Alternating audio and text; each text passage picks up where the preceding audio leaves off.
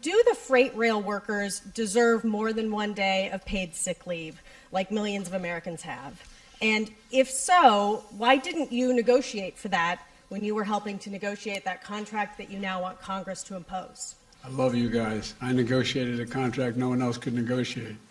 The only thing that was left out was whether or not it was paid leave. You know, I've been trying to get paid leave, not just for rail workers, for everybody. But that other team, they're called the Republicans, they voted against it. They said we couldn't do it.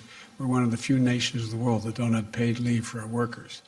And so what we're doing is we can't afford to have, and by the way, in the meantime, they got a 45% increase in salary, et cetera. There's a lot of good things that happened in that.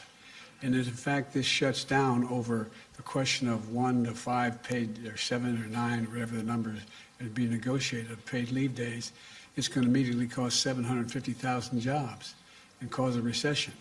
And so what I've made it really clear is that what was negotiated was so much better than anything they ever had, that it's worth, and they all signed on to it, by the way. There are only 4 unions out of the 13 or 14 that didn't agree. So the majority at the time was that I presented it. They asked me to do it. I presented it. They all signed on. But here's the story. It doesn't mean because we are going to pass this, God willing, by Friday, by the time, by the weekend, that I'm going to back off of paid leave. I made it really clear. I'm going to continue to fight for paid leave for not only rail workers, but for all American workers.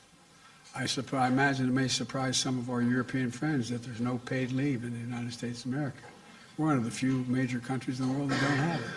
And it's about time. And so that's the context in which this all took place. And labor signed on to it as well, as you recall, initially. There were 4 unions out of the, I think, 13 or 14 that didn't like it. But I think we're going to get it done, but not within this agreement. Not within this agreement. We're going to avoid the rail strike, keep the rails running, keep things moving, and I'm going to go back and we're going to get paid leave, not just for rail workers, but for all workers.